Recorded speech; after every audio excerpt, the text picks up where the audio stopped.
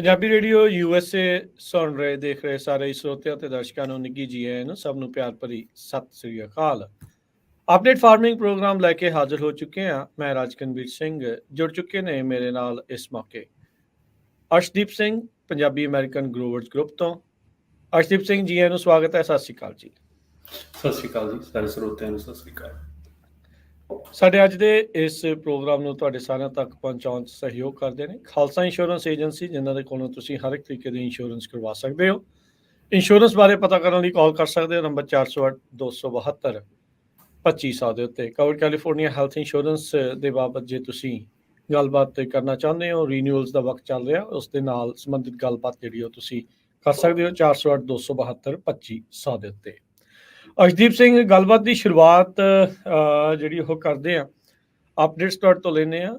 Recently ਜਿਹੜੀ eastern tool GSA ਆ ਉਸ ਦੀ ਮੀਟਿੰਗ ਵਗੈਰਾ ਜਿਹੜੀ ਹੋਈ ਸੀਗੀ। ਆਪਾਂ ਨੂੰ ਪਤਾ ਹੈ ਵੀ ਜਦੋਂ ਤੋਂ ਹੁਣ ਸਿਗਮਾ ਲਾਗੂ ਹੋਣਾ ਸ਼ੁਰੂ ਹੋਇਆ ਆ, ਪਾਣੀ ਨੂੰ ਲੈ ਕੇ ਕਾਫੀ ਤਰ੍ਹਾਂ ਦਾ ਜਿਹੜਾ GSAs ਦੇ ਵਿੱਚ ਰੌਲਾ ਰੱਪਾ ਵੀ ਪੈ ਰਿਹਾ ਹੈ। ਫਾਰਮਰਸ ਕੋਈ ਖੁਸ਼ ਨੇ, ਕੋਈ ਦੁਖੀ ਨੇ। ਸੋ ਕੀ ਅਪਡੇਟ ਹੋਈ ਆ? ਇਹ ਕੁਛ ਮਹੀਨੇ ਪਹਿਲਾਂ ਵੀ ਇਹ ਮੁੱਦਾ ਉੱਠਿਆ ਸੀਗਾ। ਸੋ ਕੀ ਆ ਈਸਟਰਨ ਟੂਲ GSA ਨੂੰ ਲੈ ਕੇ? ਹਾਂਜੀ, ਦੇਖੋ ਉਹਨਾਂ ਦੀ ਮੀਟਿੰਗ ਸੀਗੀ ਪਿਛਲੇ ਵੀਕ ਹੀ 8-9 ਤਰੀਕ ਦੀ, ਅਤੇ ਇਨਫੈਕਟ ਸੈਪਟੰਬਰ 7 ਦੀ ਮੈਨੂੰ ਲੱਗਦਾ, ਅਤੇ ਸੌਰੀ ਅਕਤੂਬਰ 7 ਦੀ। ਅਤੇ ਉਦਣ ਜਿਹੜਾ ਉਹਨਾਂ ਦਾ ਸੀਗਾ, ਉਹਨਾਂ ਨੇ ਪਬਲਿਕ ਕਾਮੈਂਟ ਲੈਣੇ ਸੀ ਜਿਹੜੀ ਐਕਸਟ੍ਰੈਕਸ਼ਨ ਫੀਸ ਹਰੇਕ ਸਾਲ ਉਹ ਰਿਵਿਊ ਕਰਦੇ ਆ, ਕਿਉਂਕਿ ਆਪਾਂ ਨੂੰ ਸਾਰਿਆਂ ਨੂੰ ਪਤਾ ਹੀ ਆ ਵੀ ਹੁਣ ਜਿਹੜਾ ਵਾਟਰ ਈਅਰ ਆ ਉਹ ਸ਼ੁਰੂ ਹੋ ਜਾਂਦਾ 1 ਅਕਤੂਬਰ ਤੋਂ। ਹਾਂਜੀ, ਅਤੇ ਉਹਦੇ 'ਚ ਫਿਰ ਉਹ ਨਵੀਆਂ ਚੀਜ਼ਾਂ ਐਡ ਹੁੰਦੀਆਂ ਨੇ, ਕੋਈ ਜਿਹੜੀ ਵੀ ਅਪਡੇਟ ਹੋਣੀ ਹੁੰਦੀ ਹੈ, ਕੋਈ ਚੀਜ਼ ਚੇਂਜਿਸ ਹੁੰਦੀਆਂ ਨੇ, ਉਹਦੇ ਤੋਂ ਫਿਰ ਉਹਨਾਂ ਨੇ ਨਵੇਂ ਮਤੇ ਪਾਉਣੇ ਹੁੰਦੇ ਨੇ, ਸਾਰਾ ਕੁਛ। ਸੋ ਸੈਪਟੰਬਰ ਅਕਤੂਬਰ 'ਚ ਇਹ ਚੀਜ਼ਾਂ ਹੁੰਦੀਆਂ ਨੇ ਆਮ ਹੀ, ਹੈ ਨਾ, ਸਾਰੇ GSA ਦੇ ਵਿੱਚ ਜੀ।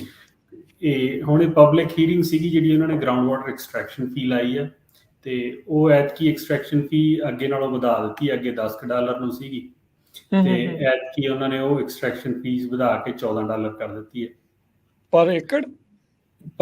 ਜਿਵੇਂ ਹਾਂਜੀ, ਪਰ ਏਕੜ, ਉਹ ਜਿਵੇਂ ਜਿੰਨੀ ਕੁ ਉਹ ਕਰਦੇ ਹੁੰਦੇ ਨੇ ਉਹ ਪਰ ਏਕੜ ਫੁੱਟ। ਹਾਂਜੀ, ਅਤੇ ਉਹਦੇ ਨਾਲ ਅੱਗੇ ਜਿਵੇਂ ਹੁਣ ਤਾਂ $4 ਹੀ ਲੱਗਦੀ ਆ, ਪਰ ਐਂ ਵੀ ਜੇ ਦੂਜੇ ਪਾਸੇ ਦੇਖਿਆ ਜਾਵੇ ਤਾਂ 40% ਇਨਕਰੀਜ਼ ਹੋ ਜਾਂਦਾ।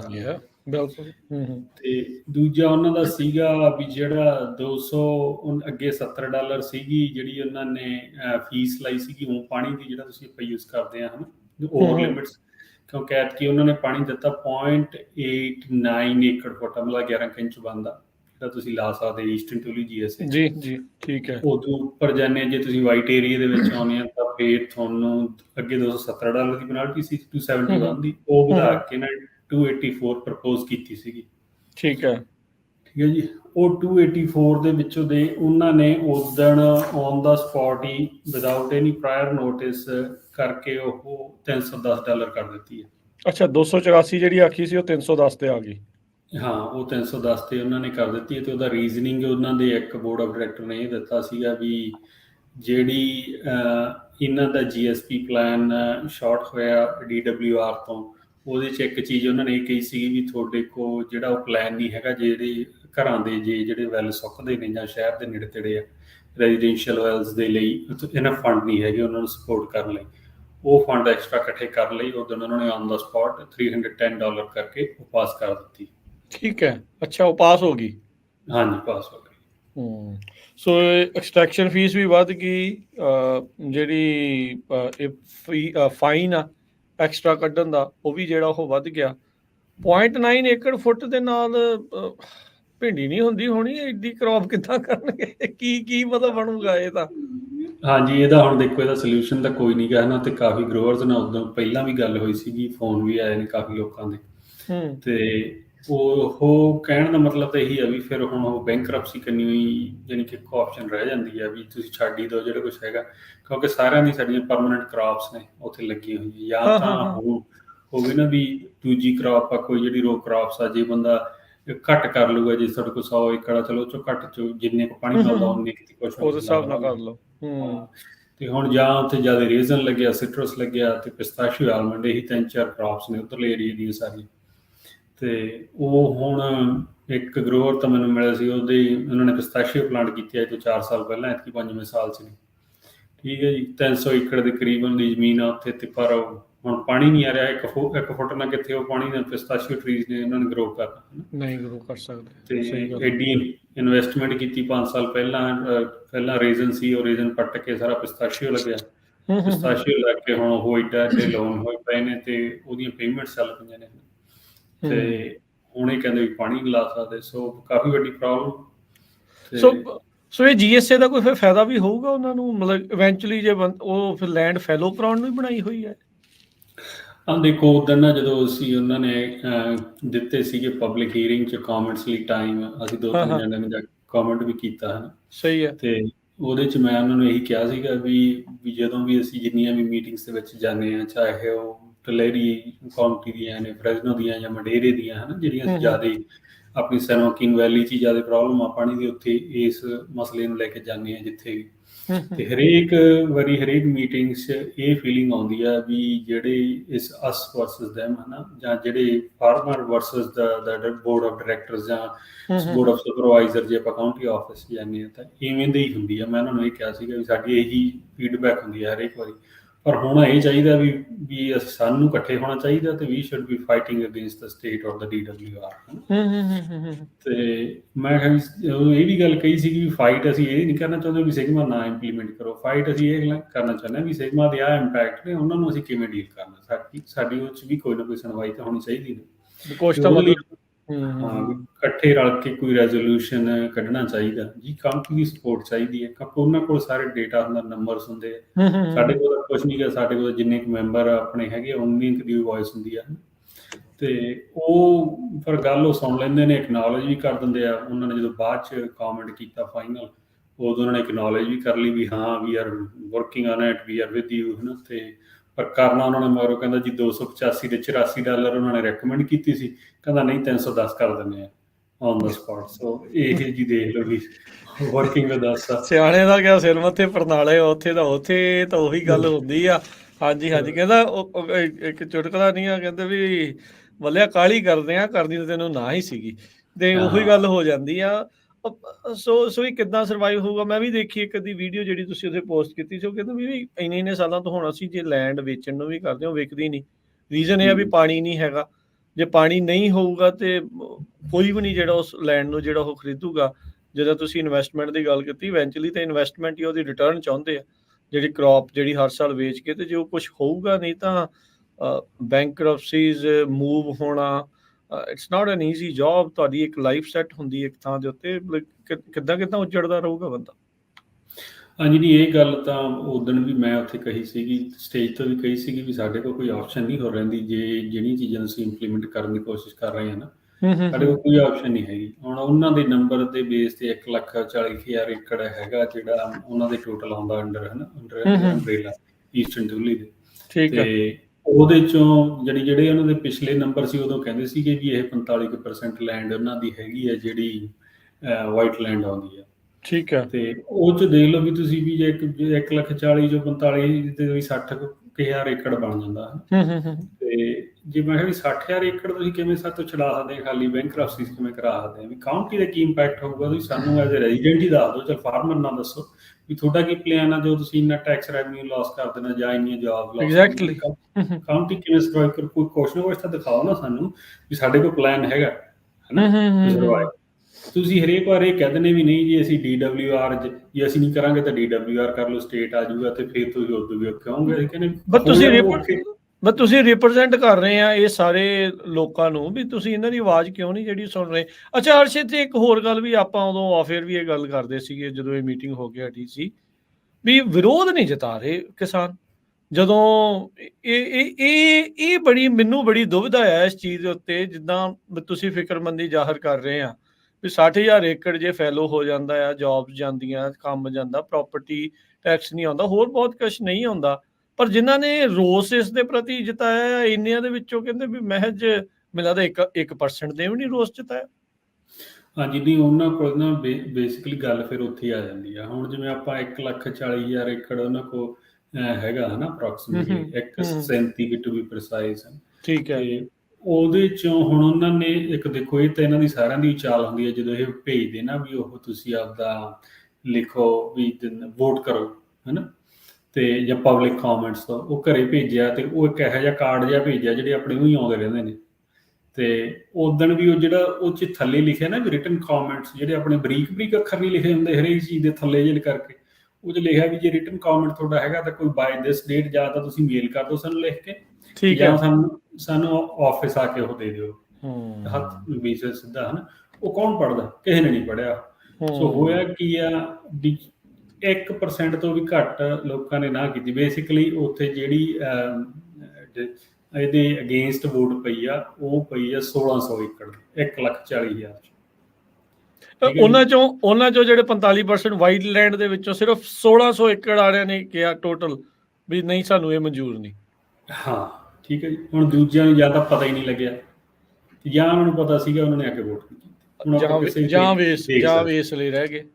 ਹਾਂ, ਤੇ ਉਹਦੇ ਚੋਂ ਵੀ ਜਿਹੜਾ 1600 ਨੇ ਨਾ ਕੀਤੀ ਆ, ਉਹ 900 ਏਕੜ ਦਾ ਆਪਣੇ ਬੰਦਿਆਂ ਤੋਂ ਅਸੀਂ ਲਿਜਾ ਕੇ ਉੱਥੇ ਕਰਾਈ। ਅਸੀਂ ਦੇਖ ਲਓ ਬੇਸਿਕਲੀ 700 ਏਕੜ ਹੀ, ਜਿਹੜੀ ਕਿ 0.02% ਅਰਸ਼ ਬਣਦਾ ਜੇ 60,000 ਏਕੜ ਚੋਂ 1600 ਲਾਗਤਾ 0.02।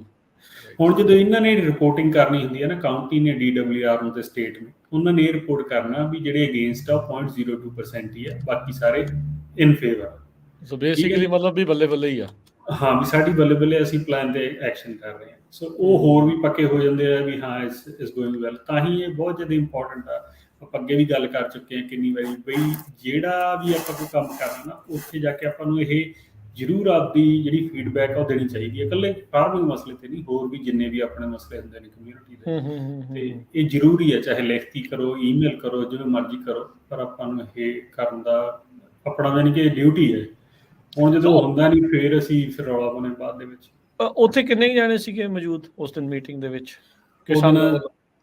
24 ਜਾਣੇ ਸੀਗੇ ਸਾਰੇ, ਤੇ 24 ਦੇ ਵਿੱਚੋਂ ਮੈਨੂੰ ਲੱਗਦਾ 11 ਕੁ 12 ਅਸੀਂ ਲੈ ਕੇ ਗਏ ਸੀਗੇ, ਤੇ 12 ਕੁ ਉੱਥੇ ਬਾਕੀ ਕੁ ਸੀਗੇ ਗੋਰੇ ਗਾਰੇ ਬੈਠੇ ਸੀਗੇ।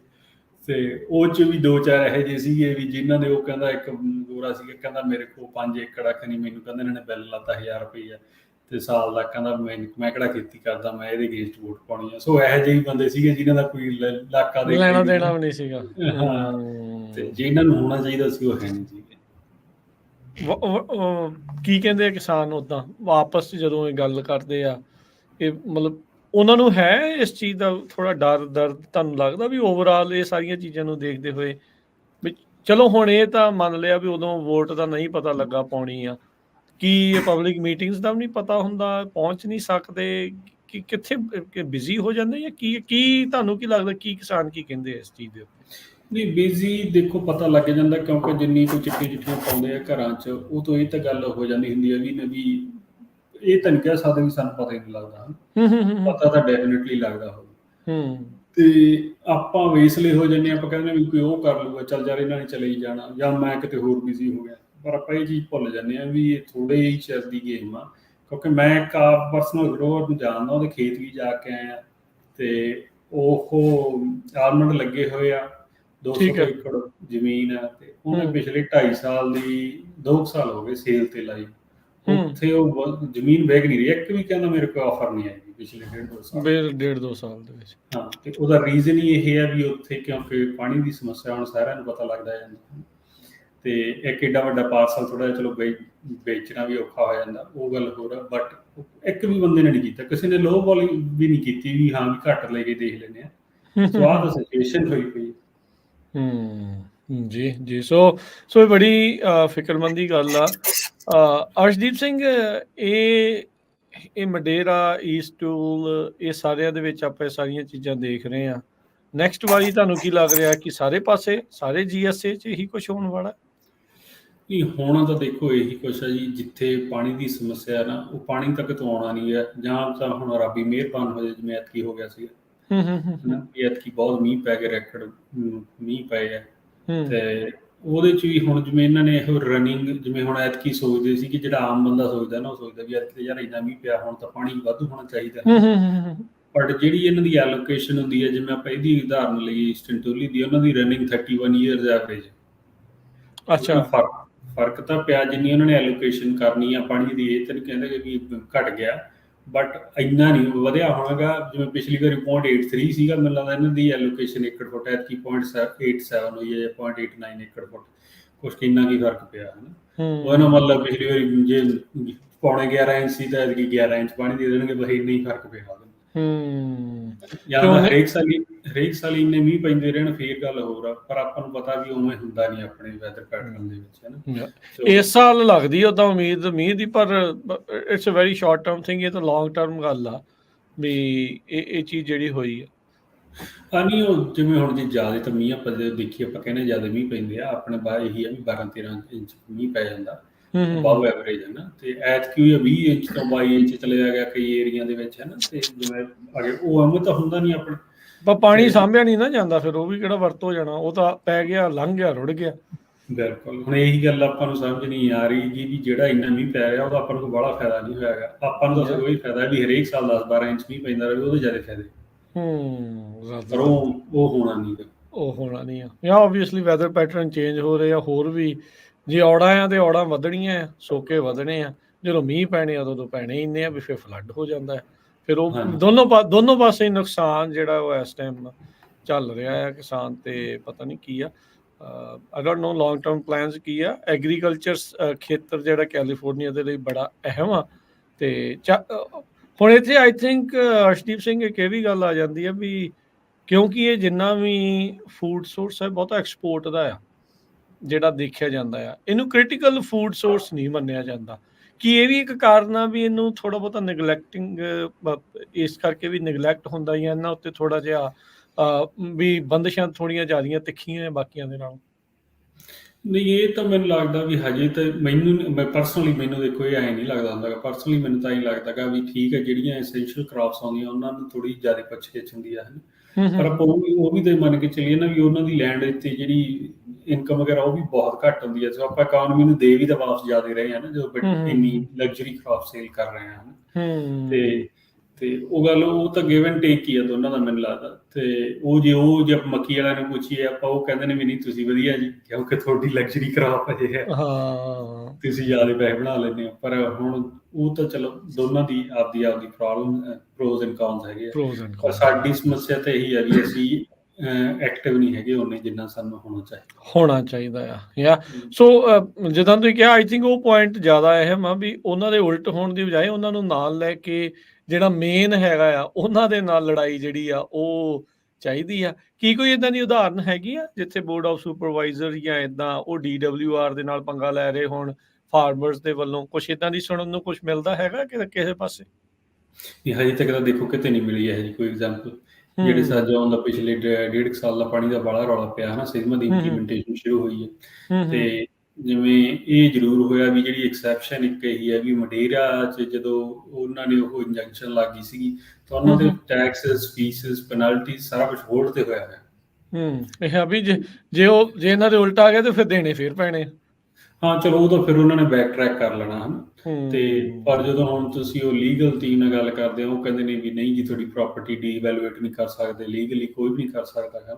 ਤੇ ਉਹ ਡੀਵੈਲੂਏਟ ਹੋ ਰਹੀ ਹੈ। ਸੋ ਚਲੋ ਉਹ ਤਾਂ ਲੀਗਲ ਮੈਟਰ ਨੇ, ਆਪਾਂ ਨੂੰ ਉਹਨਾਂ ਦਾ ਬੜਾ ਪਤਾ ਵੀ ਨਹੀਂ ਹੈ, ਤੁਹਾਨੂੰ ਆਪਾਂ ਕਮੈਂਟ ਕਰੀਏ। ਤੇ ਬਟ ਇਹ ਜ਼ਰੂਰ ਹੈਗਾ ਵੀ ਮਡੇਰੇ ਵਾਲਿਆਂ ਦਾ ਔਨ ਹੋਲਡ ਪਿਆ ਸਾਰਾ ਕੁਛ। ਬਾਕੀ ਸਾਰਿਆਂ ਨੂੰ ਬਿੱਲ ਆਈ ਜਾਂਦੇ ਨੇ। ਇੱਕ ਬੰਦੇ ਨੂੰ ਤਾਂ ਇੱਕ ਆਪਣਾ ਮੈਂਬਰ ਇਹ ਜਿਹਾ ਵੀ ਹੈਗਾ ਜਿਹਨੇ ਮੈਨੂੰ ਬਿੱਲ ਭੇਜਿਆ ਆਪਦੇ ਟੈਕਸ, ਉਹ ਤੇ ਹੁਣ ਉਹ ਲੀਨ ਵੀ ਪਾ ਚੁੱਕਿਆ। ਉਹ ਕਹਿੰਦਾ ਮੈਂ ਦਿੱਤੇ ਨਹੀਂ ਪੈਸੇ, ਲਈ ਹੈ ਹੀ ਨਹੀਂ ਪੈਸੇ ਦੇਣ ਨੂੰ, ਹੈ ਦੇਣੇ ਕਿੱਥੋਂ? ਕਹਿੰਦਾ ਲੀਨ ਪਈ ਹੋਈ ਆ ਗਈ ਹੈ, ਹਰੇਕ ਵਾਰੀ ਭੇਜ ਦਿੰਦੇ ਆ।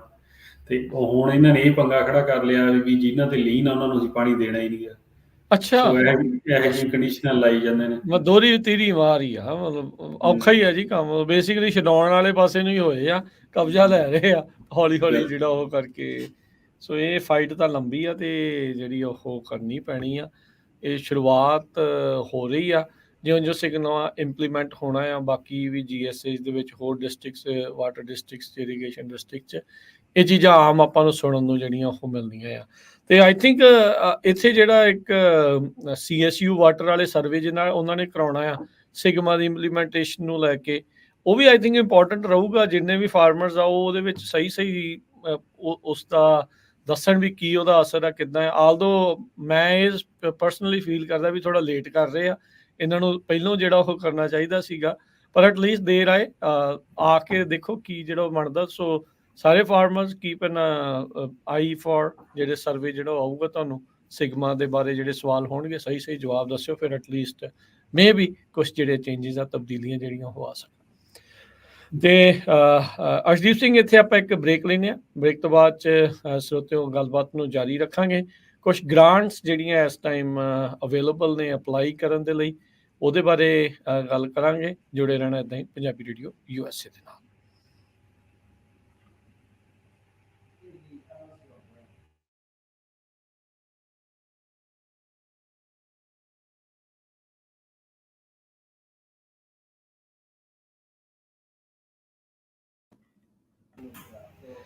ਬ੍ਰੇਕ ਤੋਂ ਬਾਅਦ ਇੱਕ ਵਾਰੀ ਫਿਰ ਆਪ ਸਭ ਦਾ ਸਵਾਗਤ ਹੈ। ਸੋ ਤੇ ਪ੍ਰੋਗਰਾਮ ਚੱਲ ਰਿਹਾ ਜੀ ਇਸ time update farming. Arshdeep Singh ji ਨੂੰ ਸਵਾਗਤ ਹੈ। ਸਤਿ ਸ਼੍ਰੀ ਅਕਾਲ ਜੀ ਇੱਕ ਵਾਰੀ ਫਿਰ। ਸਤਿ ਸ਼੍ਰੀ ਅਕਾਲ ਜੀ ਸਾਰਿਆਂ ਨੂੰ। ਸੋ ਅਰਸ਼ਦੀਪ ਸਿੰਘ, ਹੁਣ ਆਪਾਂ ਕੁਛ ਜਿਹੜੀ ਗ੍ਰਾਂਟਸ ਦੇ ਬਾਰੇ ਗੱਲਬਾਤ ਕਰਾਂਗੇ। ਅੱਜ ਕਿਹੜੀ ਗ੍ਰਾਂਟ ਦੇ ਉੱਤੇ ਤੁਸੀਂ ਜਾਣਕਾਰੀ ਸ਼ੇਅਰ ਕਰ ਰਹੇ ਹੋ ਆਪਣੇ ਸਰੋਤਿਆਂ ਦਰਸ਼ਕਾਂ ਦੇ ਨਾਲ? ਹਾਂਜੀ ਦੇਖੋ, ਗ੍ਰਾਂਟਸ ਅੱਡ ਡਿਪਾਰਟਮੈਂਟਸ ਦੀਆਂ ਆ ਰਹੀਆਂ ਨੇ। ਫਿਸਕਲ ਈਅਰ ਜ਼ਿਆਦਾ ਸ਼ੁਰੂ ਹੁੰਦੇ ਨੇ ਅਕਤੂਬਰ 1 ਤੋਂ। ਸੋ ਹੁਣ ਜ਼ਿਆਦਾ ਫੰਡਸ ਹੋਣੇ ਨੇ ਅਵੇਲੇਬਲ ਫਸਟ ਕੁਆਰਟਰ 'ਚ ਹੁੰਦੇ ਆ। ਜ਼ਿਆਦਾ ਗ੍ਰਾਂਟਸ ਜਾਂ ਤਾਂ ਐਵੇਂ ਹੁੰਦੀਆਂ ਨੇ ਵੀ ਜਿੰਨਾ ਚਿਰ ਉਹਨਾਂ 'ਚ ਫੰਡ ਹੈਗੇ ਪ੍ਰੋਗਰਾਮ 'ਚ ਉਹਨਾਂ ਚਿਰ ਉਹ ਐਪਲੀਕੇਸ਼ਨਸ ਲਈ ਜਾਂਦੇ ਹੁੰਦੇ ਨੇ, ਅਤੇ ਜਾਂ ਹੁੰਦੀਆਂ ਨੇ ਜਿਵੇਂ NRCS ਦੀਆਂ ਗ੍ਰਾਂਟਸ ਨੇ ਵੀ ਉਹਨਾਂ ਨੇ ਫਸਟ ਕੁਆਰਟਰ 'ਚ ਗ੍ਰਾਂਟਸ ਲੈਣੀਆਂ ਨੇ। ਫਿਰ ਉਹਨਾਂ 'ਚੋਂ ਜਿੰਨਾ ਉਹਨਾਂ ਮਿਨੀਮਮ ਥ੍ਰੈਸ਼ਹੋਲਡ ਜਿਨ੍ਹਾਂ ਨੇ ਮੀਟ ਕੀਤਾ ਉਹਨਾਂ ਨੂੰ ਉਹਨਾਂ ਨੇ ਅਲਾਟ ਕਰ ਦੇਣੀਆਂ ਨੇ। ਅਤੇ ਫਿਰ ਸੈਕਿੰਡ ਕੁਆਰਟਰ 'ਚ ਜਿੰਨਾ ਬਜਟ ਵੱਧ ਜਾਂਦਾ ਫਿਰ ਉਹ ਗਾਹਾਂ ਵਾਲਿਆਂ ਨੂੰ ਦੇ ਜਾਂਦੇ ਨੇ। ਫਿਰ ਜਾਣੀ ਤੀਜੇ ਕੁਆਰਟਰ 'ਚ ਚੌਥੇ ਕੁਆਰਟਰ 'ਚ ਐਵੇਂ ਚੱਲਦੇ ਰਹਿੰਦੇ ਨੇ।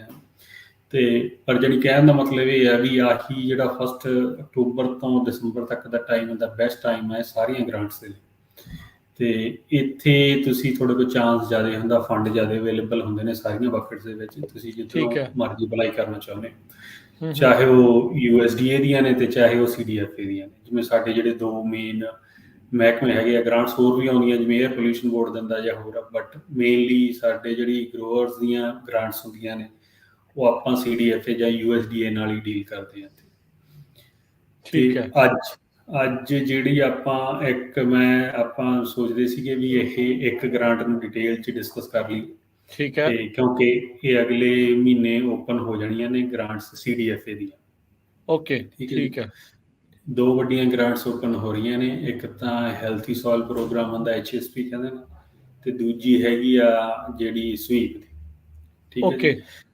ਅਤੇ ਇਹਨਾਂ ਦੋਨਾਂ ਦੀ ਹਜੇ ਉਹਨਾਂ ਨੇ ਡੇਟ ਨਹੀਂ ਦਿੱਤੀ ਹੋਈ ਵੀ ਐਗਜ਼ੈਕਟ ਡੇਟ ਕਿੱਦਣ ਓਪਨ ਹੋਈਆਂ ਨੇ, ਪਰ ਜਿਹੜੀ ਉਹਦੀ ਲਾਸਟ ਕਮਿਊਨੀਕੇਸ਼ਨ ਸੀ ਉਹਨਾਂ ਨੇ ਡੇਟ ਵਾਲੀ ਜਗ੍ਹਾ ਉਹ XX ਮਾਰਕ ਕਰਕੇ ਛੱਡਿਆ ਸੀ, ਬਟ ਨਵੰਬਰ ਲਿਖਿਆ ਸੀ। ਓਕੇ, ਠੀਕ ਹੈ। ਜਦੋਂ ਅਸੀਂ ਆਫਿਸ ਨਾਲ ਸਾਡੀ ਮੀਟਿੰਗ ਸੀਗੀ CDFA ਨਾਲ ਇੱਕ, ਉਦੋਂ ਪਰਸਨਲੀ ਵੀ ਪੁੱਛਿਆ ਸੀ ਅਤੇ ਉਹ ਕਹਿੰਦੇ ਸੀਗੇ we don't have the dates yet, ਅਤੇ ਬਟ ਮੋਸਟ ਲਾਈਕਲੀ ਨਵੰਬਰ 'ਚ ਕਿਸੇ ਵੀ ਟਾਈਮ ਓਪਨ ਹੋ ਸਕਦੀਆਂ ਨੇ। ਚਲੋ ਉਹ ਤਾਂ ਪਹਿਲਾਂ ਦੱਸ ਦੇ ਦਿੰਦੇ ਨੇ, 2-3 ਵੀਕਸ ਪਹਿਲਾਂ ਅਨਾਊਂਸ ਕਰ ਦੇਣੀਆਂ ਨੇ ਉਹਨਾਂ ਨੇ ਵੀ ਅਸੀਂ ਇੰਨੀ ਤਰੀਕ ਤੋਂ ਇਹ ਡੇਟ ਤੋਂ ਜਾਂ ਤਰੀਕ ਤੋਂ ਅਸੀਂ ਲੈਣ ਲੱਗ ਜਾਣੀਆਂ ਨੇ ਐਪਲੀਕੇਸ਼ਨਾਂ, ਹੈ ਨਾ। ਜਦੋਂ ਵੀ ਆਪਣੇ ਕੋਲ ਇਨਫੋਰਮੇਸ਼ਨ ਆਉਂਦੀ ਆ ਆਪਾਂ ਉਹ ਰਿਲੇ ਕਰਾਂਗੇ ਜਿਵੇਂ ਵੀ ਆਪਾਂ ਅੱਗੇ ਕਰਦੇ ਹਾਂ। ਅਤੇ ਅੱਜ ਦਾ ਜਿਹੜਾ ਮੇਨ ਇਹ ਸੀਗਾ ਵੀ ਆਪਾਂ ਇੱਕ ਗ੍ਰਾਂਟ ਨੂੰ ਉਹ ਡਿਟੇਲ 'ਚ ਦੇਖ ਲਈਏ ਵੀ ਇਹਦਾ ਕੀ ਹੁੰਦਾ, ਕਾਹਦੇ ਲਈ ਆ, ਕੀ ਚੀਜ਼ਾਂ ਕੁਆਲੀਫਾਈ ਕਰਦੀਆਂ ਨੇ। ਸੋ ਕਿਹੜੀ ਗ੍ਰਾਂਟ ਦੇ ਉੱਤੇ ਫਿਰ ਆਪਾਂ ਸਵੀਪ ਦੇ ਉੱਤੇ ਜਿਹੜਾ ਉਹ ਦੱਸਣ ਜਾ ਰਹੇ ਹਾਂ ਅੱਜ? ਹਾਂਜੀ, ਜੇ ਆਪਾਂ ਅੱਜ ਸਵੀਪ ਦੀ ਗੱਲ ਕਰ ਲਈਏ, ਕਿਉਂਕਿ ਸਵੀਪ ਲਈ ਜ਼ਿਆਦਾ ਲੋਕਾਂ ਦੇ ਕੁਐਸਚਨ ਆਉਂਦੇ ਨੇ, ਹੈ ਨਾ ਸਾਨੂੰ, ਅਤੇ ਕਾਫੀ ਲੋਕ ਆਲਰੇਡੀ ਮੈਨੂੰ ਪਤਾ ਪ੍ਰਪੇਅਰ ਵੀ ਕਰੀ ਜਾਂਦੇ ਨੇ ਆਪਦੀਆਂ ਐਪਲੀਕੇਸ਼ਨਾਂ 'ਤੇ। ਕਿਉਂਕਿ ਪਹਿਲਾਂ CDFA ਨੇ ਅਨਾਊਂਸ ਕੀਤਾ ਸੀਗਾ ਫਰਵਰੀ ਮਾਰਚ 'ਚ, ਉਦੋਂ ਇਹਨਾਂ ਨੇ ਇਹ ਕਿਹਾ ਸੀ ਵੀ ਸੈਪਟੰਬਰ 1 ਤੋਂ ਅਸੀਂ ਐਪਲੀਕੇਸ਼ਨਾਂ ਲੈਣੀਆਂ ਦੋਨਾਂ ਦੀ, ਸਵੀਪ ਦੀਆਂ ਵੀ ਅਤੇ ਹੈਲਥੀ ਸੋਇਲ ਪ੍ਰੋਗਰਾਮ ਦੀਆਂ। ਠੀਕ ਹੈ। ਅਤੇ ਬਟ ਇਹਨਾਂ ਨੇ ਮਗਰੋਂ ਡਿਲੇ ਕਰ ਲਿਆ। ਚਲੋ ਉਹਨਾਂ ਦੀ ਆਪਦੇ ਚੈਲੰਜਸ ਹੈਗੇ ਨੇ, ਅਤੇ ਫਿਰ ਉਹ ਨਵੰਬਰ ਹੋ ਗਿਆ, ਅਕਤੂਬਰ ਹੋਇਆ ਫਿਰ ਨਵੰਬਰ ਹੋਇਆ। ਹੁਣ ਨਵੰਬਰ ਦਾ ਜਿਹੜੀ ਪਿਛਲੇ ਵੀਕ ਮੈਂ ਪੁੱਛਿਆ ਸੀ ਈਮੇਲ ਕਰਕੇ, ਅਤੇ ਉਦੋਂ ਕਹਿੰਦੇ ਸੀਗੇ we are trying our best and we are still expecting to open the program application in November. So ਨਵੰਬਰ 'ਚ ਹੋ ਜਾਣਗੀਆਂ, ਕਿਉਂਕਿ ਜਿਵੇਂ ਇਹਨਾਂ ਨੇ ਬਲਾਕ ਗ੍ਰਾਂਟ ਵੀ ਕਰਤੀਆਂ ਪਬਲਿਸ਼, ਜਿਨ੍ਹਾਂ ਨੂੰ ਮਿਲੀਆਂ ਨੇ TIDA ਵੀ ਹੋ ਗਏ ਸਾਰੇ, ਉਹ ਪਬਲਿਕਲੀ ਓਪਨ ਇਹਨਾਂ ਨੇ ਕਰਤੇ ਅਨਾਊਂਸ। ਸੋ ਮੋਸਟ ਲਾਈਕਲੀ ਆਪਣੀ ਜ਼ਿਆਦਾ ਉਮੀਦ ਇਹੀ ਹੈ ਵੀ ਅਗਲੇ ਮਹੀਨੇ ਤੋਂ ਇਹਨਾਂ ਨੇ ਐਪਲੀਕੇਸ਼ਨਾਂ ਸਵੀਪ ਅਤੇ ਹੈਲਥੀ ਸੋਇਲ ਦੀਆਂ ਲੈਣ ਲੱਗ ਜਾਣ। ਅਤੇ ਦੋਨਾਂ ਦੇ ਵਿੱਚ ਕਾਫੀ ਬਜਟ ਹੈਗਾ ਐਤਕੀ। ਹਾਂ, 60 ਰਲਾ ਮਿਲਾ ਕੇ ਮੈਨੂੰ ਲੱਗਦਾ ਕੋਈ $130-140 ਮਿਲੀਅਨ ਦੇ ਨੇੜੇ ਤੇੜੇ ਹੈਗਾ ਜਿਹੜਾ ਬਣਨਾ। ਅਤੇ ਉਹ 'ਚ $60-65 $60-65 ਮਿਲੀਅਨ ਆ ਜਾਂਦਾ ਸਵੀਪ ਦੇ ਵਿੱਚ, ਤੇ ਬਾਕੀ ਹੈਲਥੀ ਸੋਇਲ 'ਚ ਹੈ ਨਾ। ਤੇ ਜਿਹੜਾ ਜ਼ਿਆਦਾ ਵੱਡਾ ਫਰਕ ਉਹ ਇਹੀ ਹੈ ਵੀ ਸਵੀਪ ਦੇ ਵਿੱਚ ਜਿਹੜੀ ਟਾਰਗੇਟ ਹੁੰਦਾ ਉਹ ਹੈਗਾ ਕਾਰਬਨ ਫੁੱਟਪ੍ਰਿੰਟਸ ਤੇ ਵਾਟਰ ਸੇਵਿੰਗਸ ਦਾ। ਠੀਕ ਹੈ। ਤੇ ਜਿਹੜਾ ਹੈਗਾ ਹੈਲਥੀ ਸੋਇਲ ਦਾ, ਉਹ 'ਚ ਕਿਸੇ ਵੀ ਤਰੀਕੇ ਨਾਲ ਆਪਾਂ ਨੂੰ ਸੋਇਲ ਦਾ ਆਰਗੈਨਿਕ ਮੈਟਰ ਜਾਂ ਸੋਇਲ ਨੂੰ ਹੈਲਥੀ ਕਿਵੇਂ ਰੱਖਣਾ, ਉਹ ਜੋ ਪ੍ਰੋਗਰਾਮ ਉਹ ਚੀਜ਼ਾਂ ਕੁਆਲੀਫਾਈ ਹੁੰਦੀਆਂ।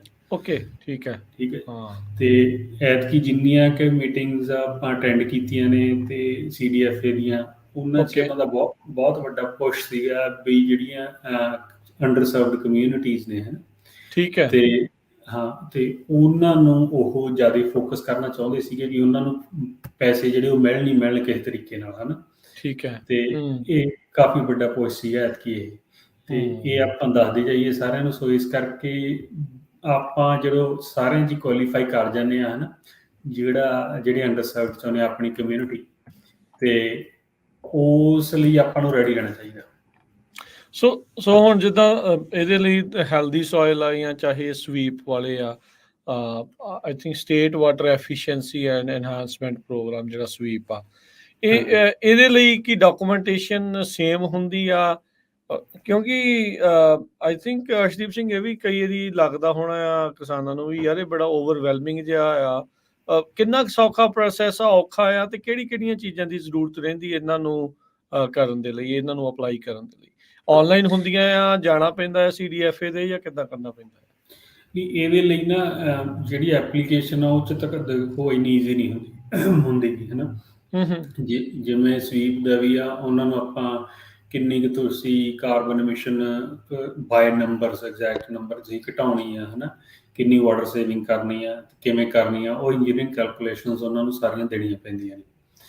ਤੇ ਉਹਦੇ ਵਿੱਚ ਤੁਹਾਨੂੰ ਕਾਫੀ ਹੈਲਪ ਵੀ ਪ੍ਰੋਵਾਈਡਡ ਹੁੰਦੀ ਆ। ਜਿਵੇਂ ਜਿਹੜੇ ਵੀ ਬਲੌਕ ਗ੍ਰਾਂਟ ਦੇ ਰਿਸਿਪੀਐਂਟ ਨੇ, ਉਹਨਾਂ ਦੀ ਜ਼ਿੰਮੇਵਾਰੀ ਆ ਤੁਹਾਨੂੰ ਜਿਹੜੀ ਟੈਕਨੀਕਲ ਅਸਿਸਟੈਂਸ ਪ੍ਰੋਵਾਈਡ ਕਰਨ। ਠੀਕ ਹੈ। UC ਐਕਸਟੈਂਸ਼ਨ ਤੁਹਾਨੂੰ ਪ੍ਰੋਵਾਈਡ ਕਰਦੀ ਹੈ ਸਾਰੀ ਟੈਕਨੀਕਲ ਅਸਿਸਟੈਂਸ, ਤੇ ਉਹ ਦੱਸਦੇ ਨੇ ਵੀ ਕਿਹੜੀਆਂ ਚੀਜ਼ਾਂ ਕੁਆਲੀਫਾਈ ਹੋਣਗੀਆਂ, ਕਿਵੇਂ ਤੁਹਾਡੀ ਐਪਲੀਕੇਸ਼ਨ ਭਰਨੀ ਹੈ। ਐਂਡ ਆਫ ਦਾ ਡੇ ਤੁਸੀਂ ਐਪਲੀਕੇਸ਼ਨ ਆਪ ਹੀ ਸਬਮਿਟ ਕਰਨੀ ਹੁੰਦੀ ਹੈ ਨਾ। ਤੇ ਜਿਹੜਾ ਇੱਕ ਕੁਐਸਚਨ ਹਜੇ ਜਿਹੜਾ ਆਨਸਰ ਨਹੀਂ ਆਇਆ, ਉਹ ਪੁੱਛਿਆ ਸੀਗਾ CDFA ਨੂੰ ਵੀ ਜਿਹੜੇ ਇਹ ਜਿਵੇਂ ਟੈਕਨੀਕਲ ਅਸਿਸਟੈਂਟ ਪ੍ਰੋਵਾਈਡਰ ਨੇ ਜਿਹੜੇ CDFA ਦੇ, ਵੀ ਉਹ ਐਪਲੀਕੇਸ਼ਨ ਸਾਡੀ ਭਰ ਸਕਦੇ ਆ ਸਾਡੇ ਬਿਹਾਫ ਤੇ ਕਿ ਨਹੀਂ। ਉਹ ਹਜੇ ਉਹਦਾ ਕੋਈ ਆਨਸਰ ਨਹੀਂ ਆਇਆ, ਸੋ ਆਪਾਂ ਦੱਸ ਨਹੀਂ ਸਕਦੇ। ਬਟ ਹੈਲਪ ਅਵੇਲੇਬਲ ਆ, ਪਰ ਆਪਦੇ ਆਪ ਇਕੱਲਾ ਜੇ ਬੰਦਾ ਕਹੇ ਮੈਂ ਅਪਲਾਈ ਕਰ ਦੂੰਗਾ, ਇਟਸ ਨਾਟ ਈਜ਼ੀ, ਔਖਾ ਆ, ਮਤਲਬ ਔਖਾ। ਬਿਲਕੁਲ। ਸੋ ਕਿੱਦਾਂ ਦੇ ਡਾਕੂਮੈਂਟਸ ਦੀ ਇਸ ਦੇ ਵਿੱਚ ਜ਼ਰੂਰਤ ਰਹਿੰਦੀ ਆ? ਹਾਂਜੀ, ਦੇਖੋ, ਇੱਕ ਤਾਂ ਆਪਾਂ ਟਰਮ ਦੱਸਦੇ ਜਾਈਏ ਪਹਿਲਾਂ, ਜਿਹੜੀ ਸਭ ਤੋਂ ਸ਼ੁਰੂ ਕਰਨ ਤੋਂ ਪਹਿਲਾਂ, ਹੈ ਨਾ, ਜਿਵੇਂ ਅੱਡ ਡਿਪਾਰਟਮੈਂਟਸ ਅੱਡ ਚੀਜ਼ਾਂ ਜਿਹੜੀ ਨੇਮ ਕਰਦੇ ਆ।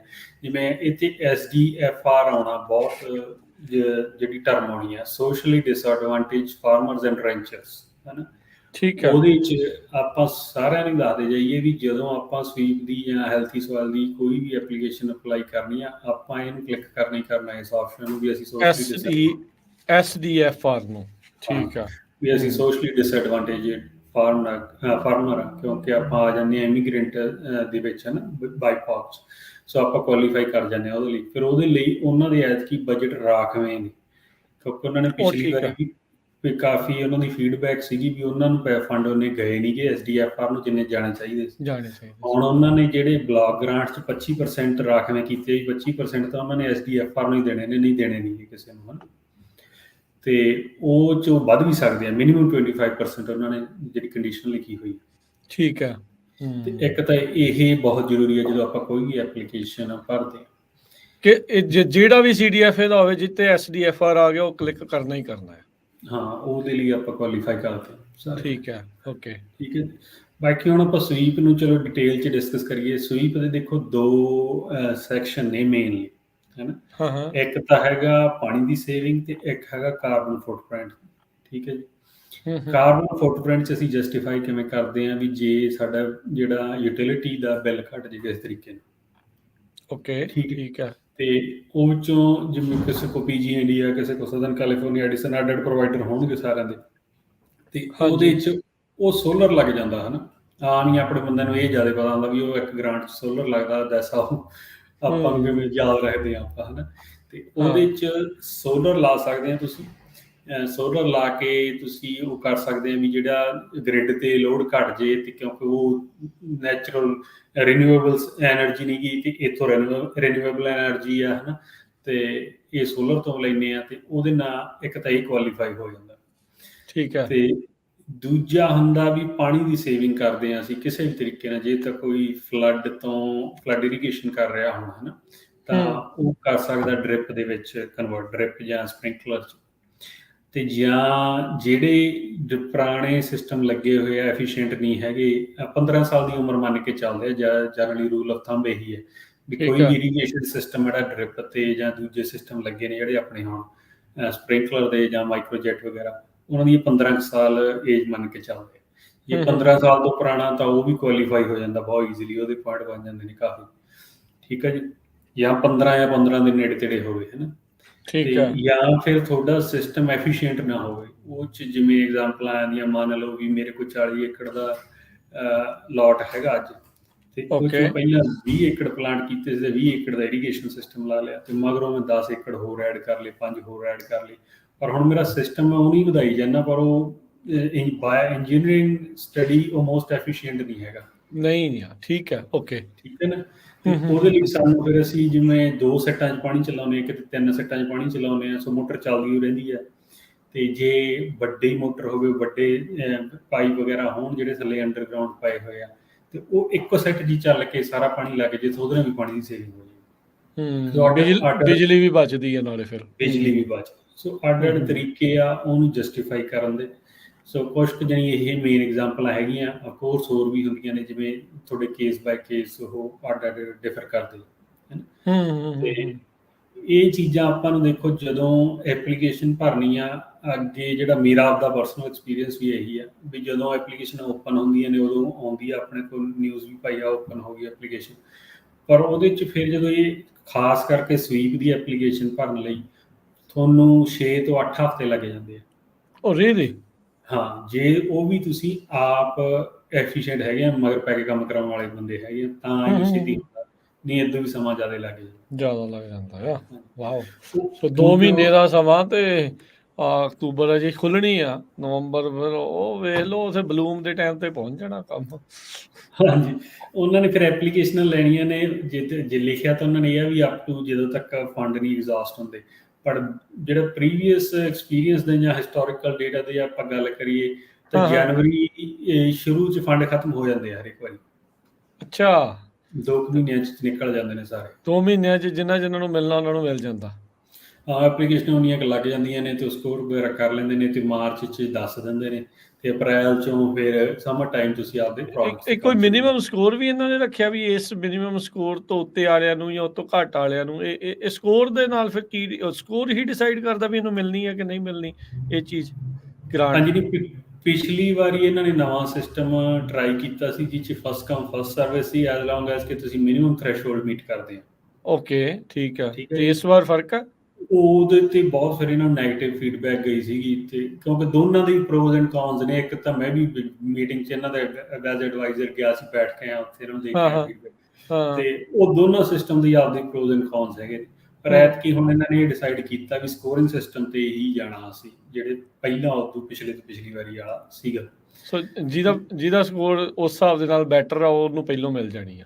ਹਾਂ, ਜਿਹਦਾ ਜ਼ਿਆਦਾ ਹੋਊਗਾ ਬੇਸਿਕ। ਪਰ ਇਹਨਾਂ ਨੇ ਇੱਕ ਸਰਟਨ ਡੇਟ ਤੱਕ ਐਪਲੀਕੇਸ਼ਨ ਲੈ ਕੇ ਫਿਰ ਰਿਵਿਊ ਕਰਨੀਆਂ ਨੇ। ਉਸ ਤੋਂ ਬਾਅਦ 'ਚ ਜੇ ਕੋਈ ਫੰਡ ਅਵੇਲੇਬਲ ਹੋਏ ਤਾਂ ਦੁਬਾਰਾ ਉਹਨਾਂ ਨੂੰ ਓਪਨ ਕਰ ਦੇਣਗੇ। ਠੀਕ ਆ। ਸੋ ਕਿਹੜੀਆਂ ਸਿਰਫ ਤੇ ਸਿਰਫ ਪਾਣੀ ਦੇ ਨਾਲ ਸੰਬੰਧਿਤ ਚੀਜ਼ਾਂ ਨੂੰ ਹੀ ਬਦਲਣ ਦੇ ਲਈ ਇਸ ਗ੍ਰਾਂਟ ਦੇ ਵਿੱਚ ਚੀਜ਼ਾਂ ਜਿਹੜੀਆਂ ਉਹ ਮਿਲਦੀਆਂ ਆ, ਇਹ ਐਡਵਾਂਸ ਹੁੰਦਾ ਆ ਕਿ ਉਹ ਚੇਂਜ ਕਰਵਾਉਣ ਤੋਂ ਬਾਅਦ 'ਚ ਮਿਲਦੇ ਹੁੰਦੇ ਆ ਇਹਦੇ, ਜੇ ਮੰਨ ਲਓ ਕਿਸੇ ਦਾ ਅਪਰੂਵ ਹੁੰਦਾ ਹੈ?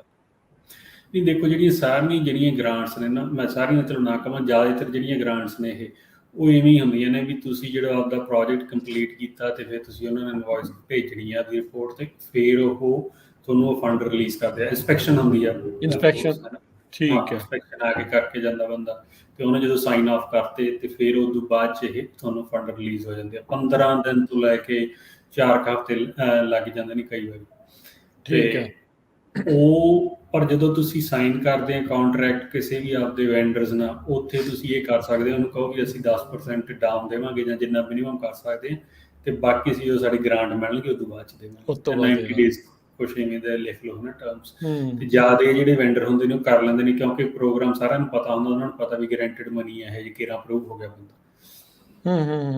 ਹਾਊ ਟੂ ਸਕੋਰ ਮੋਰ, ਇਹਦੇ ਵਿੱਚ ਫਿਰ ਕੁਛ ਨਾ ਕੁਛ ਹੁੰਦਾ ਹੋਊਗਾ, ਕਿਹੜੀਆਂ ਚੀਜ਼ਾਂ ਦਾ ਜ਼ਿਆਦਾ ਸਕੋਰ, ਵੇਟੇਜ ਕਿਹੜੇ ਦੀ ਕਿਹਦੀ ਪੁਆਇੰਟ ਜਿਹੜਾ ਉਹ ਜ਼ਿਆਦਾ ਆਪਾਂ ਨੂੰ ਮਿਲਦੇ ਆ ਜਦੋਂ ਇਹ ਅਪਲਾਈ ਕਰਨਾ ਹੈ?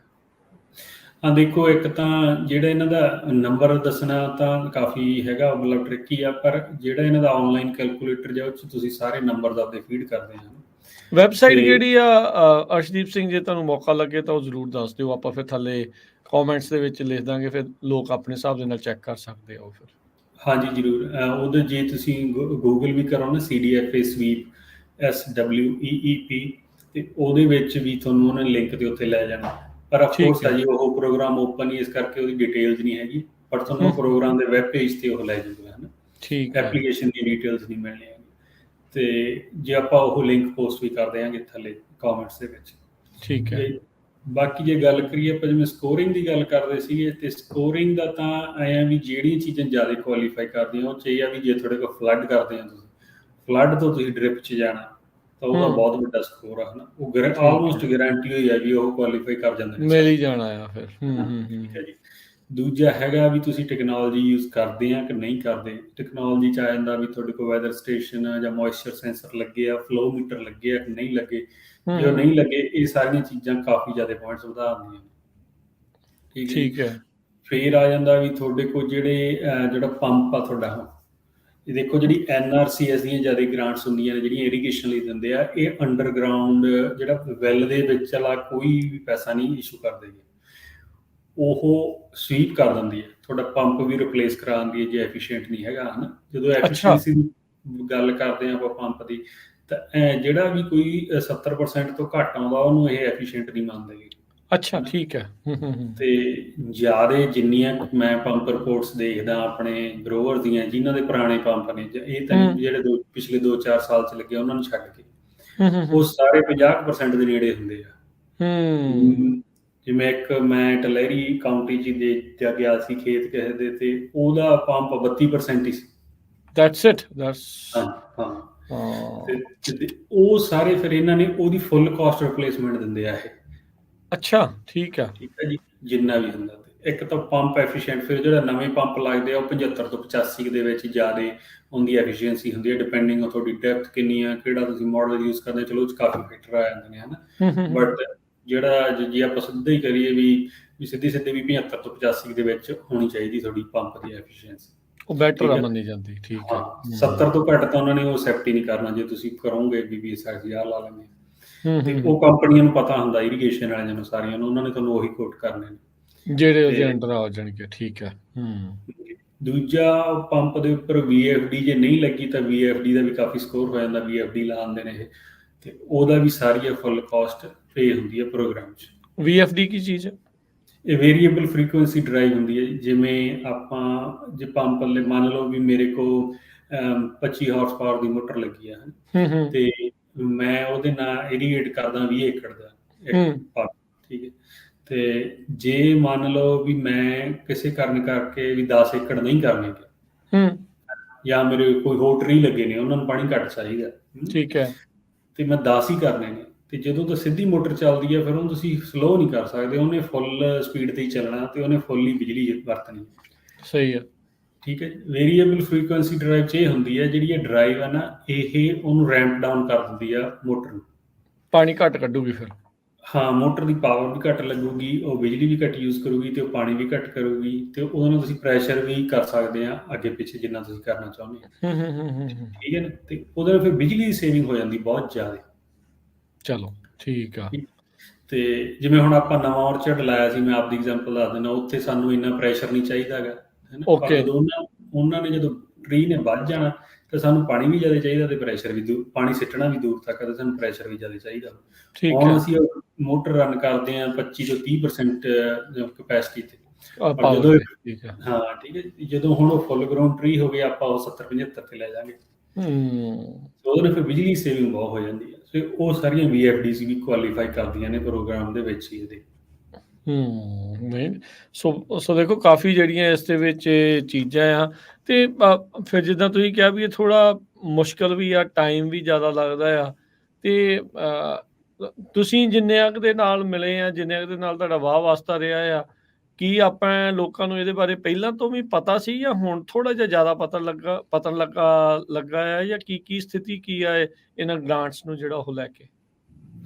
ਦੇਖੋ ਜ਼ਿਆਦਾ ਗ੍ਰਾਂਟਸ ਆਪਾਂ ਨੂੰ ਪਤਾ ਨਹੀਂ ਲੱਗਦੀਆਂ, ਖਾਸ ਕਰਕੇ ਜਿੰਨੀ ਕੁ ਸਾਡੇ ਹੈਗਾ ਵਾਹ ਵਾਸਤਾ ਆਪਣੀ ਕਮਿਊਨਿਟੀ ਨਾਲ, ਹੈ ਨਾ। ਓਕੇ। ਜੇ ਪਤਾ ਲੱਗਦਾ ਤਾਂ ਉਹ ਅਪਲਾਈ ਨਹੀਂ ਹੁੰਦੀਆਂ, ਜੇ ਕਿਸੇ ਕਾਰਨ ਰਹਿ ਜਾਂਦੀਆਂ ਨੇ, ਹੈ ਨਾ। ਪਿਛਲੀ ਵਾਰ ਜਿੰਨੇ ਕੁ ਬੰਦਿਆਂ ਨੂੰ ਮੈਂ ਜਾਣਦਾ, ਸਾਡੀ ਕਿਸੇ ਦੀ ਸਵੀਪ ਦੀ ਐਪਲੀਕੇਸ਼ਨ ਲੱਗ ਨਹੀਂ ਸਕੀ। ਓਕੇ, ਠੀਕ ਆ। ਤੇ ਜਾਂ ਲੱਗੀ ਆ ਤਾਂ ਉਹ ਅਪਰੂਵ ਨਹੀਂ ਹੋਈਗੀ, ਹੈ ਨਾ। ਤੇ ਐਤਕੀ ਹੁਣ ਅਸੀਂ ਤਿਆਰੀ ਕੀਤੀ ਸੀਗੀ ਪਹਿਲਾਂ ਤੋਂ ਵੀ, ਸਾਰਿਆਂ ਨੂੰ ਕਮਿਊਨੀਕੇਟ ਅਪ੍ਰੈਲ ਦੇ ਕਰਨ ਲੱਗੇ ਹੋਏ ਹਾਂ, ਅਪ੍ਰੈਲ ਦੇ ਕਰਨ ਲੱਗੇ ਵੀ ਤਿਆਰੀ ਕਰਾ ਰਹੇ ਹਾਂ। ਤੇ ਹੁਣ ਵੀ ਸਮਾਂ ਹੈਗਾ, ਜੇ ਕਿਸੇ ਨੇ ਸਟਾਰਟ ਕਰਨਾ ਤਾਂ ਹੁਣ ਕਰਨਾ ਪੈਣਾ, ਤਾਂ ਨਹੀਂ ਤਾਂ ਅਪਲਾਈ ਨਹੀਂ ਹੋਣੀ ਗੀ ਗ੍ਰਾਂਟ, ਲੰਘਿਆ ਟਾਈਮ ਉਦੋਂ। ਤੇ ਕਿਉਂਕਿ ਇਹ 'ਚ ਵੱਡਾ ਟਾਈਮ ਮੈਂ ਜਿਹੜੀ ਐਪਲੀਕੇਸ਼ਨ ਭਰਨ ਨੂੰ ਤਾਂ ਚਲੋ ਜੇ ਕੋਈ ਬੰਦਾ ਹੋਊਗਾ ਉਹ ਇੱਕ ਦਿਨ 'ਚ ਵੀ ਭਰ ਸਕਦਾ, ਪਰ ਐਂ ਵੀ ਜੇ ਉਹਨੇ ਜਿਵੇਂ ਆਪਾਂ ਨੂੰ ਕਿਹੜੀਆਂ ਚੀਜ਼ਾਂ ਚਾਹੀਦੀਆਂ ਜਿਹਦੇ 'ਚ, ਹੈ ਨਾ, ਜੇ ਆਪਾਂ ਇਹ 'ਤੇ ਗੱਲ ਕਰੀਏ ਥੋੜ੍ਹੀ। ਇੱਕ ਤਾਂ ਆਪਾਂ ਨੂੰ ਪੰਪ ਟੈਸਟ ਚਾਹੀਦਾ। ਓਕੇ। ਅਫੀਸ਼ੀਅਲ ਪੰਪ ਟੈਸਟ ਚਾਹੀਦਾ ਕਿਸੇ ਅਪਰੂਵਡ ਵੈਂਡਰ ਤੋਂ। ਉਹ ਪੰਪ ਟੈਸਟ 'ਚ ਫਿਰ ਉਹ ਸਾਰੀ ਚੀਜ਼ ਲੈ ਦਿੰਦਾ ਹੁੰਦਾ, ਪੰਪ ਦੀ ਐਫੀਸ਼ੀਐਂਸੀ ਕੀ ਆ, ਲੈਵਲ ਕਿੰਨਾ, ਸਟੈਂਡਿੰਗ ਵਾਟਰ ਲੈਵਲ ਕਿੰਨਾ, ਹੈ ਨਾ, ਕਿੰਨੀ ਇਹ ਪਾਵਰ ਯੂਜ਼ ਕਰ ਰਿਹਾ, ਇਜ਼ ਇਟ ਐਫੀਸ਼ੀਐਂਟ ਔਰ ਨਾਟ, ਤੇ ਪੰਪ ਕਰਵਸ ਵੀ ਦੇ ਦਿੰਦੇ ਹੁੰਦੇ ਨੇ। ਠੀਕ ਹੈ, ਓਕੇ। Pump test. ਹਾਂ, ਪੰਪ ਟੈਸਟ ਜੇ ਤਾਂ ਤੁਸੀਂ PG&E ਦੇ ਪ੍ਰੋਗਰਾਮ ਤੋਂ ਵੈਟ ਸੈਂਟਰ ਤੋਂ ਕਰਾਉਣਾ, state university California, state university Fresno ਵਾਲੇ ਕਰਦੇ ਆ, ਉਹ ਫ੍ਰੀ ਵੀ ਕਰ ਦਿੰਦੇ ਆ, $100 ਤੱਕ ਵੀ ਹੋ ਜਾਂਦਾ।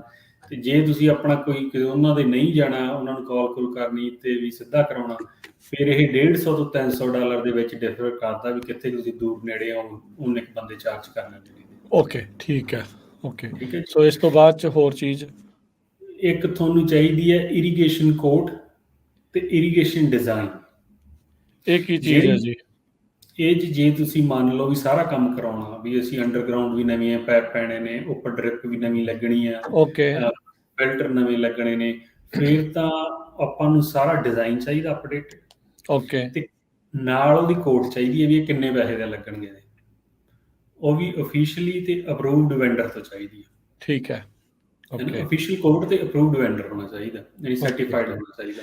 ਸੋ ਜਦੋਂ ਇਰੀਗੇਸ਼ਨ ਕੋਡ ਡਿਜ਼ਾਈਨ ਕਰਦੇ, ਫਿਰ ਉਹਦੇ ਵਿੱਚ ਮੋਟਰ ਮਾਟਰ ਦਾ ਵੀ ਦੱਸ ਦਿੰਦੇ ਵੀ ਕਿਹੜੀ ਮੋਟਰ ਹੋਵੇ, ਕਿੱਦਾਂ ਹੋਵੇ, ਉਹ ਸਾਰਾ ਕੁਝ ਇਨਕਲੂਡ ਕਰ ਦਿੰਦੇ ਆ ਉਹਦੇ 'ਚ?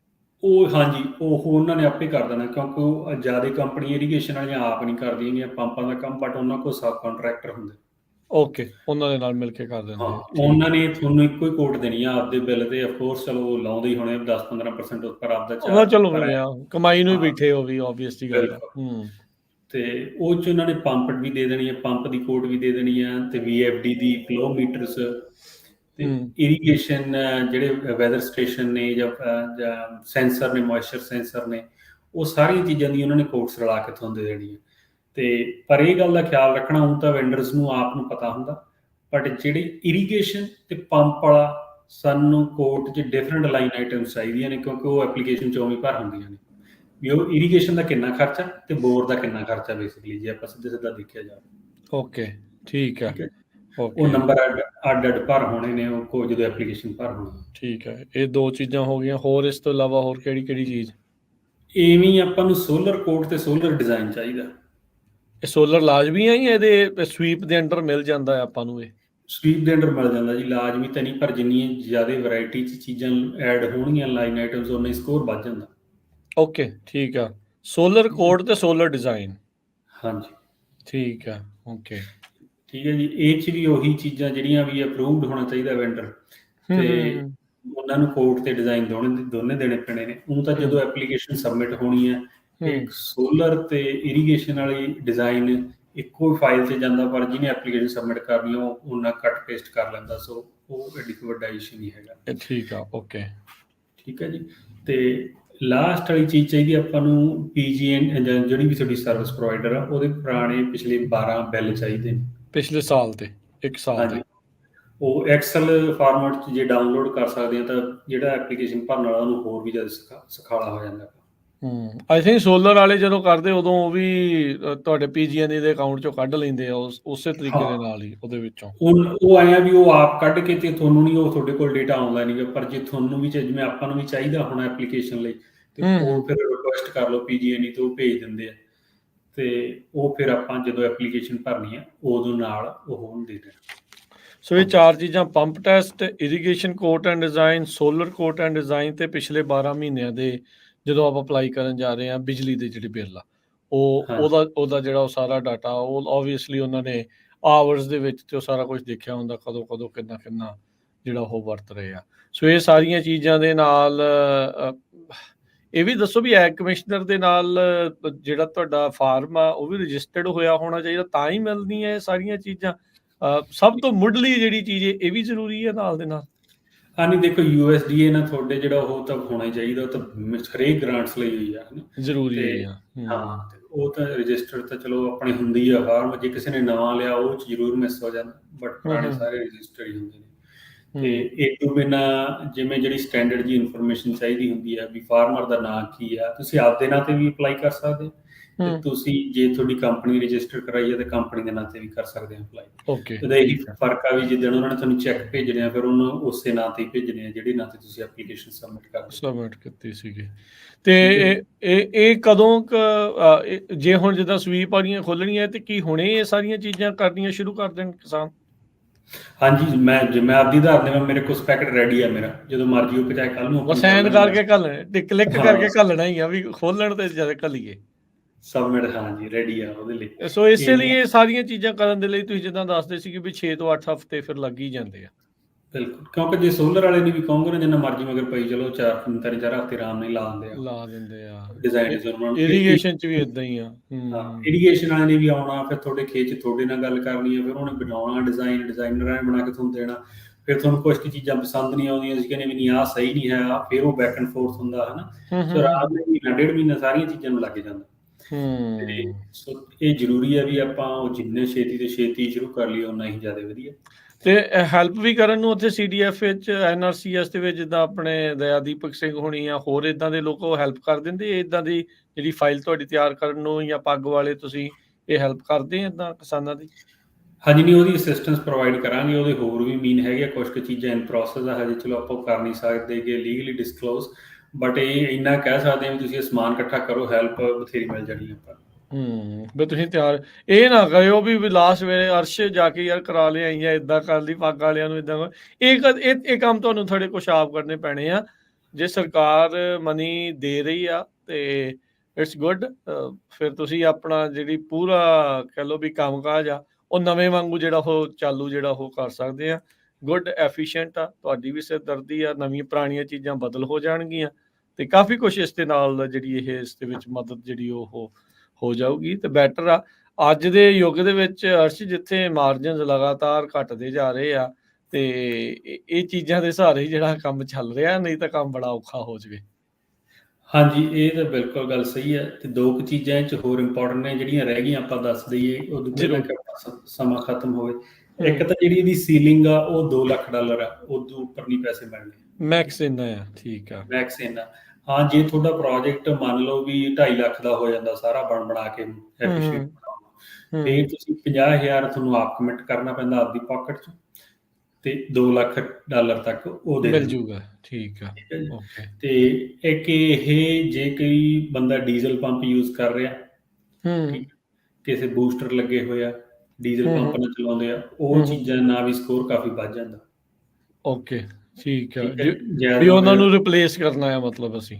ਹਾਂਜੀ, ਬਿਲਕੁਲ। ਜਦੋਂ ਨਵਾਂ ਡਿਜ਼ਾਈਨ ਬਣਦਾ ਉਹਨਾਂ ਨੂੰ ਤਾਂ ਫਿਰ ਪੂਰਾ ਵਧੀਆ ਸਿਸਟਮ ਬਣਾਉਣਾ ਨਾ, ਕਿਉਂਕਿ ਜਦੋਂ ਆਪਾਂ ਵਿੱਚ ਐਡ ਕਰੀ ਜਾਂਦੇ ਹਾਂ ਫਿਰ ਕੁਛ ਨਾ ਕੁਛ ਆਪਾਂ ਕਦੇ ਬੂਸਟਰ ਲਾ ਲਿਆ, ਕਦੇ ਕੁਛ ਕਰ ਲਿਆ ਉਹਨੂੰ ਚਲਾਉਣ ਦੀ ਖਾਤਰ, ਉਹ ਸਾਰੀਆਂ ਚੀਜ਼ਾਂ ਹੋ ਜਾਂਦੀਆਂ ਹਨ। ਤੇ ਇੱਕ ਇਹਦੇ 'ਚ ਇਹ ਦੱਸਦੇ ਜਾਈਏ ਵੀ ਜਿਹੜਾ ਇੱਕ ਜਿਵੇਂ ਆਮ ਹੀ ਇਹ ਕੁਐਸਚਨ ਆਉਂਦਾ ਵੀ ਮੇਰੇ ਕੋਲ 6 ਅੱਡ ਪਾਰਸਲ ਨੇ ਜਾਂ 4 ਖੇਤ ਨੇ, ਮੈਂ 4 'ਚ ਅਪਲਾਈ ਕਰ ਸਕਦਾ ਜਾਂ ਨਹੀਂ ਕਰ ਸਕਦਾ।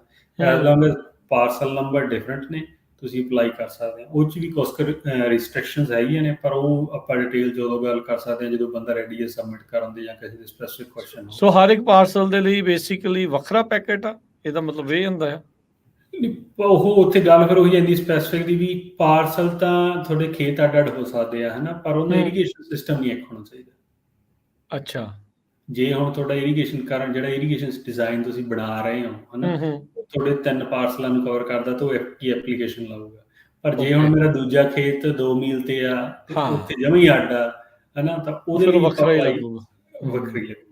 ਉਹ 'ਚ ਵੀ ਕੁਛ ਕੁ ਰਿਸਟ੍ਰਿਕਸ਼ਨਸ ਹੈਗੀਆਂ ਨੇ, ਚਲੋ ਉਹ ਡਿਟੇਲ 'ਚ ਜਦੋਂ ਆਪਾਂ ਨੇੜੇ ਜਾਵਾਂਗੇ ਉਦੋਂ ਉਹਦੇ ਬਾਰੇ ਗੱਲ ਕਰ ਲਾਂਗੇ। ਇਹ ਫਿਰ ਇਸ ਹਿਸਾਬ ਦੇ ਨਾਲ ਹੁਣ ਜਿੱਦਾਂ ਮੰਨ ਲਓ ਕਿਸੇ ਦੇ 2 ਖੇਤ 3 ਖੇਤ ਵੱਖ-ਵੱਖ ਥਾਵਾਂ ਤੇ ਆ, ਕਿ ਫਿਰ ਵੀ ਉਹਦੇ ਵਿੱਚ ਹਰ ਇੱਕ ਜਿਹੜੀ ਆ ਉਹਦੀ ਸੀਲਿੰਗ 2 ਲੱਖ ਆ, ਕਿ ਫਿਰ ਇੱਕ ਬੰਦਾ ਜਿਹੜਾ ਕਰ ਰਿਹਾ ਜਾਂ ਕੰਪਨੀ ਕਰ ਰਹੀ ਆ ਉਹਦੀ ਸੀਲਿੰਗ 2 ਲੱਖ ਆ?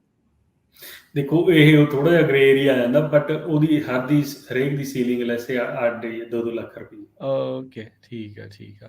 ਆਬਵੀਅਸਲੀ ਇਹ ਆ ਵੀ ਹੁਣ ਜਿਹੜਾ ਜਿੰਨਾ ਜਿੱਥੇ ਲੱਗਣਾ ਹੈ ਉਸ ਹਿਸਾਬ ਦੇ ਨਾਲ ਹੀ ਆ, ਤੇ ਜੇ ਵੱਖੋ ਵੱਖਰੇ ਆ ਤੇ ਵੱਖੋ ਵੱਖਰੇ ਦੇ ਹਿਸਾਬ ਦੇ ਨਾਲ ਜਿਹੜੇ ਉਹ ਫਿਰ ਹੋਊਗੇ। ਨਹੀਂ, ਜਿਵੇਂ ਹੁਣ ਕੰਡੀਸ਼ਨ ਨੇ ਵੀ ਓਨਰ ਸੇਮ ਨਹੀਂ ਹੋਣਾ ਚਾਹੀਦਾ, ਉਹ ਕਿਸੇ ਹੋਰ ਨਾਂ ਤੇ ਵੀ ਜੇ ਤੁਹਾਡੇ ਪਾਰਟਨਰ ਆ ਤੁਸੀਂ ਦੂਜੇ ਪਾਰਟਨਰ ਦੇ ਨਾਲ ਅਪਲਾਈ ਕਰ ਸਕਦੇ ਹੋ। ਉਹਦੀਆਂ ਕੁਝ ਕੁ ਚੀਜ਼ਾਂ ਹੈਗੀਆਂ ਨੇ ਲੀਗਲੀ ਜਿਹੜੀਆਂ ਕਰ ਸਕਦੇ, ਤਾਂ ਹੀ ਆਪਾਂ ਕਿਸੇ ਨੂੰ ਰეკਮੈਂਡ ਨਹੀਂ ਕਰ ਸਕਦੇ ਵੀ ਤੁਸੀਂ ਐਂ ਕਰ ਲਓ, ਬਟ ਉਹਦੇ ਕੁਝ ਜੇ ਬੰਦਾ ਆਪਦੇ ਆਪ ਕਰਨਾ ਚਾਹੇ ਤਾਂ ਕਰ ਸਕਦੇ ਹੋ। ਹਾਂ, ਉਹ ਚਲੋ ਸਲਾਹ ਮਸ਼ਵਰਾ ਕਰਕੇ ਜਿਹੜਾ ਉਹ ਹੋ ਸਕਦਾ। ਬਾਕੀ ਅਸਿਸਟੈਂਸ ਜਿਹੜੀ ਹੈ ਤੁਹਾਨੂੰ ਪੰਜਾਬੀ ਅਮਰੀਕਨ ਗਰੋਵਰਸ ਗਰੁੱਪ ਅਰਸ਼ਦੀਪ ਸਿੰਘ ਤੇ ਬਾਕੀ ਇਹਨਾਂ ਦੇ ਜਿਹੜੇ ਮੈਂਬਰਸ ਆ ਉਹ ਹੈਲਪ ਕਰ ਸਕਦੇ ਆ। ਤੇ ਅਸ਼ੀਸ਼ ਸਿੰਘ ਜੇ ਕਿਸੇ ਨੇ ਇਸ ਦੇ ਬਾਰੇ ਤੁਹਾਡੇ ਨਾਲ ਜਾਂ ਪੱਗ ਵਾਲਿਆਂ ਨਾਲ ਗੱਲ ਕਰਨੀ ਹੋਵੇ ਤਾਂ what's the best mode of communication, ਕਿੱਦਾਂ ਗੱਲਬਾਤ ਕਰਨੀ?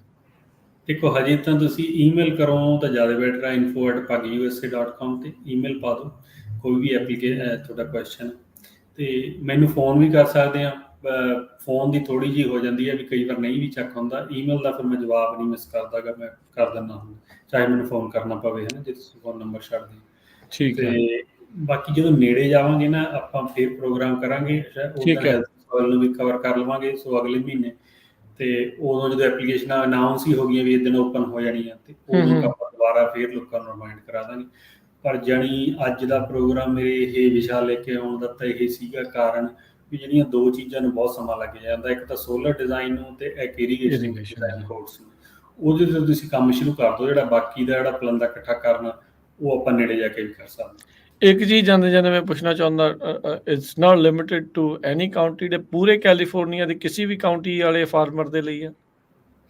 ਹਾਂਜੀ, ਦੇਖੋ ਸਾਰਿਆਂ ਲਈ ਆ, ਇਹ ਕਹਿ ਸਕਦੇ ਹਾਂ ਆਪਾਂ, ਬਟ ਜਿਵੇਂ ਕਾਊਂਟੀਜ਼ ਡਿਫਰ ਕਰਦੀਆਂ, ਸਿਨੈਰੀਓਜ਼ ਡਿਫਰ ਕਰਦੇ ਆ, ਪਾਣੀ ਦੇ ਤੇ ਬਿਜਲੀ ਦੇ, ਉਹ ਥੋੜਾ ਜਿਹਾ ਫਰਕ ਪੈਂਦਾ, ਬਟ ਸਾਰੇ ਸਟੇਟ ਲਈ ਓਪਨ ਹੈ। ਠੀਕ ਹੈ, ਚਲੋ। ਸੋ ਬਿਲਕੁਲ ਜੀ, ਸੋ ਤਿਆਰੀ ਖਿੱਚੋ ਜੀ ਵਿਡੋ, ਇਹ ਸਾਰੀਆਂ ਚੀਜ਼ਾਂ ਮੇਕ ਸ਼ੋਰ ਕਰ ਲਓ ਵੀ ਤੁਹਾਡੇ ਉਹਦੇ ਵਿੱਚ ਆ ਰਹੀ ਆ, ਤੇ ਫਿਰ ਤੁਸੀਂ ਇਹ ਜਿਹੜੇ ਕੋਰਸ ਵਗੈਰਾ ਉਹ ਸਾਰੀਆਂ ਚੀਜ਼ਾਂ ਲੈਣੀਆਂ ਸ਼ੁਰੂ ਕਰੋ। ਫਾਈਲ ਪੈਕਟ ਆਪਣਾ ਤਿਆਰ ਕਰੋ। ਬਾਕੀ ਤੁਹਾਨੂੰ ਦੱਸ ਹੀ ਦਿੱਤਾ ਲਾਈਨ ਆਈਟਮਸ ਵੀ ਕਿਹੜੀਆਂ ਚੀਜ਼ਾਂ ਤੁਸੀਂ ਤਿਆਰੀ ਰੱਖਣੀ ਹੈ, ਤਾਂ ਜੋ ਤੁਹਾਨੂੰ ਵੀ ਇਸ ਜਿਹੜੇ ਸਵੀਪ ਪ੍ਰੋਗਰਾਮ ਦਾ ਫਾਇਦਾ ਹੋਵੇ। ਫਿਰ ਆਉਣ ਵਾਲੇ ਸਮੇਂ 'ਚ ਆਪਾਂ ਹੈਲਦੀ ਸੋਇਲ ਵਾਲੀ ਗ੍ਰਾਂਟ ਆ ਉਸ ਦੇ ਬਾਰੇ ਵੀ ਜਾਣਕਾਰੀ ਡਿਸਕਸ ਕਰਾਂਗੇ।